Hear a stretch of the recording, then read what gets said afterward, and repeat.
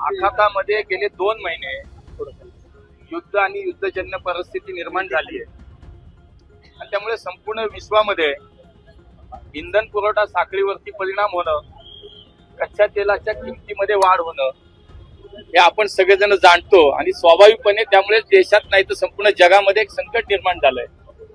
तर भविष्यामध्ये याचा विचार करता एक 6 महिन्यासाठी माननीय प्रधानमंत्र्यांनी देशवासियांना अपील केलं, आवाहन केलंय की काही गोष्टी आपण प्रत्येकाने जर ठरवून केल्या तर निश्चितपणे आज कच्च्या तेलासाठी परकीय चलन खूप मोठ्या प्रमाणामध्ये वापरावं लागतं, तर आपली ती बचत होईल आणि आजही जगातली सर्वाधिक वेगानं विकसित होणारी इकॉनॉमी अर्थव्यवस्था म्हणून आपल्या देशाकडे पाहिलं जातं, जे सत्य आहे.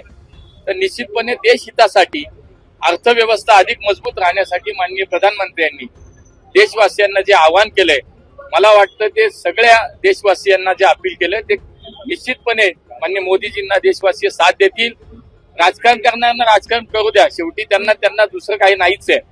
त्यामुळे या गोष्टीत तरी किमान राजकारण करू नये. देश एका अशा परिस्थितीमध्ये आता आपण आहोत की आपणच नाही जगामध्ये संकट आहे. त्यावेळेला मला असं वाटतं की सगळ्यांनी एकत्र मिळून त्याचा सामना केला पाहिजे, एकत्र येऊन काम केलं पाहिजे. पण ठीक आहे, ज्याला राजकारण करायचं त्याला राजकारण करू द्या, पण निश्चित या देशातील जनता मोदीजींसोबत आहे.